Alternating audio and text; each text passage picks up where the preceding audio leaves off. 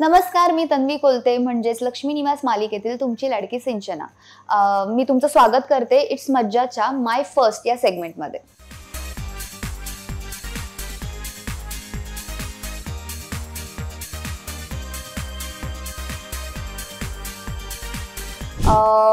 Self gift actually मी त्या बाबतीत थोडी अशी आहे की मला स्वतःला गिफ्ट करायला काही आवडत नाही, मला दुसऱ्यांना गिफ्ट करायला आवडतं। But me first gift iPhone घेतलं होतं माझ्यासाठी। प्रपोज नाहीच, म्हणजे नाहीच, आमच्या घरी अलाउडच नाहीये तसं। पहिल्यांदा गोवामध्ये गेले होते मी फ्लाईटने। मला असं होतं की मला कुठेतरी बाहेर जायचंय आणि खूप असा कंटाळा वगैरे आला होता। मी कोणालाच नाही सांगितलं, मी फ्लाईट बुक केली, मी गोव्याला गेले, 2 दिवस तिकडे राहिले, एकटी फिरले आणि मग निघून आले इकडे।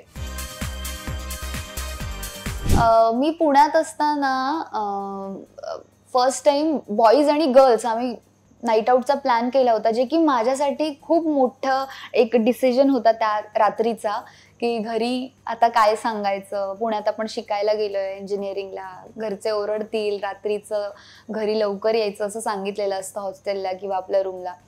सो घरी खोटं बोलून मी एकदा गेले होते नाईट आउटला। तेव्हा 2018 आय गेस असेल, 2018ला मी असा डिसिजन एक घेतला होता नाईट आउटचा। केक मला माहित नाही ते रिझन काय होतं, मे बी असं असेल की आपण दूध उकळलेलं वापरतो काही म्हणजे बॅटर करायला वगैरे। सो मी दूध आणलं पिशवीतून, ते तसंच फोडलं आणि तसंच ते बॅटरमध्ये टाकलं आणि ते फसलंय केक असं मला सांगितलं गेलं। सो माझा केक फसला होता।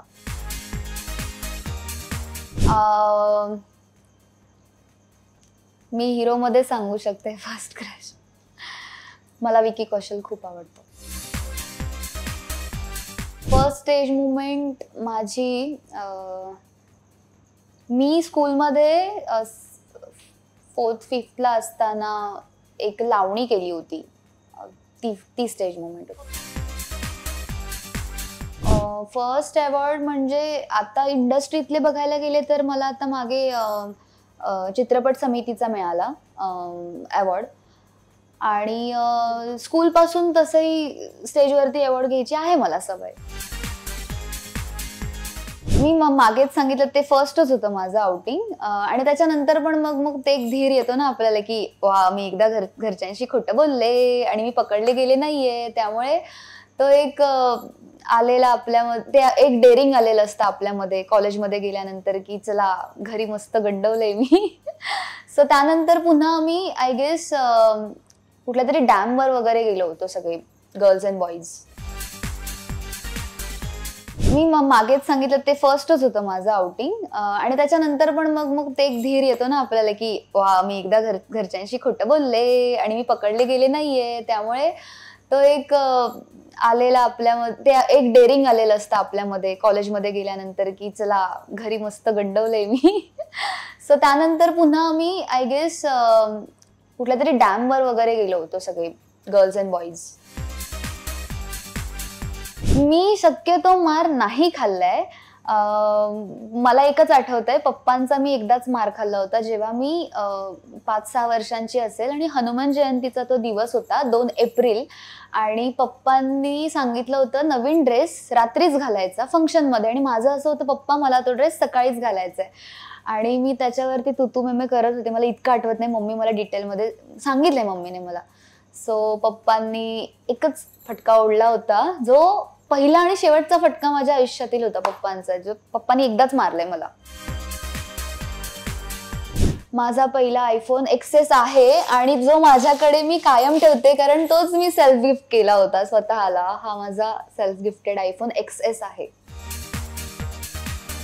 मी जॉब नाही, मी डायरेक्ट सिरियल्स आणि मूवीज स्टार्ट केले। इसक म्हणून माझी मूवी येतेय, ज्याच्यामध्ये मी डेब्यू केलाय, आणि आता आय गेस 6-7 महिन्यांमध्ये ती मूवी रिलीज होईल।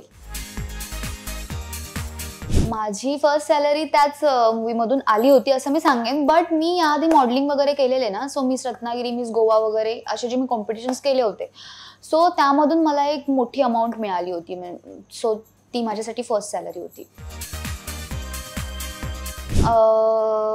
फर्स्ट रिजेक्शन सिरियलसाठी मी ट्राय केलं होतं लीडसाठी आणि तेव्हा मी खूपच नवीन होते, म्हणजे मला नव्हतं माहिती जास्त काही गोष्टी.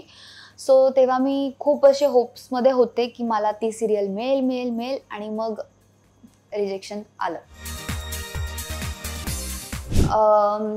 जसं की माझ्या घरामध्ये मॉडेलिंग इंडस्ट्री वगैरे सगळं बॅन आहे असं मी सांगेन, नाही आवडत आमच्याकडे.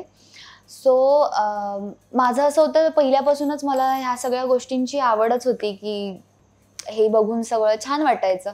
मग मी जेव्हा पुण्यात होते तेव्हा मिस रत्नागिरी कॉम्पिटिशन चालू होतं मॉडेलिंगचं आणि मी नकळतच मम्मीला पप्पांना न सांगता त्या कॉम्पिटिशनसाठी उतरले होते आणि मी 3 दिवस आमच्याच जिल्ह्यामध्ये होते, जे कोणाला माहीतच नव्हतं. आणि मला असं होतं की जर मग पप्पांना सांगितलं मी तर पप्पा मला ओरडणार, तिथून माघार घ्यायला सांगणार आणि मग म्हटलं नकोच, एकतर हरले तर हरले, कळणारच नाही, जिंकले तर बघू असं असं म्हणून मी त्या कॉम्पिटिशनला गेले आणि मी जिंकले ते कॉम्पिटिशन. आणि मग पप्पांना सांगितलंच नव्हतं की मी जिंकले म्हणून. आणि मग पेपरमध्ये न्यूज आणि फोटो आला तेव्हा सगळे पप्पांना असं विचारत होते की अरे सांगितलं नाहीस तुझी मुलगी असं असं मिस रत्नागिरी झाली वगैरे.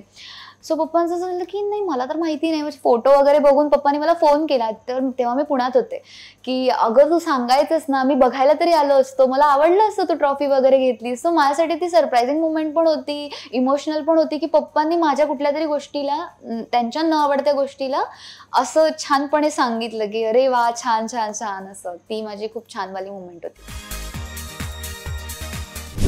मी रत्नागिरीची आहे आणि कसं म्हणजे आपण ज्या जागी राहतो सो तिथल्या लोकांना आपलं जास्त असं आकर्षण नसतं की हां अरे ही आपली तन्वी आहे, त्यात काय एवढं, रोजचीच आहे वगैरे असं होतं. आणि मी आधी पण प्रोजेक्ट्स केलेत पण त्यातून जास्त असं फेम म्हणा किंवा असं काही नव्हतं. सो मी जेव्हा लक्ष्मी निवासमध्ये आले त्यानंतर मी गणपतीपुळ्याला गेले होते संकष्टीच्या वेळेस. आणि मी चप्पल काढत होते तेव्हा कोल्हापूरच्या एक ताई होत्या ज्यांनी पाठीमागे बघितलं आणि मी साडी नेसूनच गेले होते, जो माझा सिंचनाचा लुक असतो तोच करून गेले होते.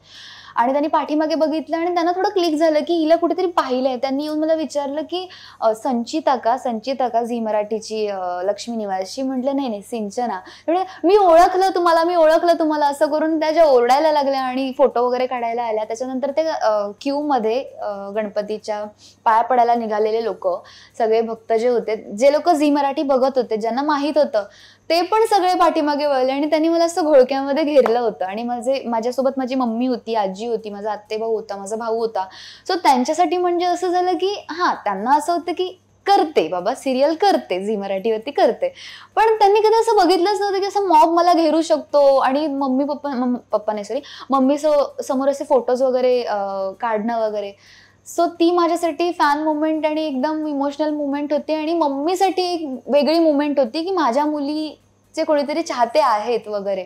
सो ती बेस्ट मुवमेंट होती गणपतीपुळ्यातल्या मंदिरातली माझी. सो हा होता माझा इट्स मज्जाचा माय फर्स्ट सेगमेंट. आणि तुम्हाला जर आवडला असेल तर नक्कीच लाईक, सबस्क्राईब आणि शेअर करा. मराठी मनोरंजन सृष्टीमधील मालिका, चित्रपट, नाटक तसेच कलाकारांबद्दलच्या नवीन अपडेट्स जाणून घेण्यासाठी नक्की सबस्क्राईब करा इट्स मज्जा मराठी या आपल्या नवीन YouTube चॅनलला.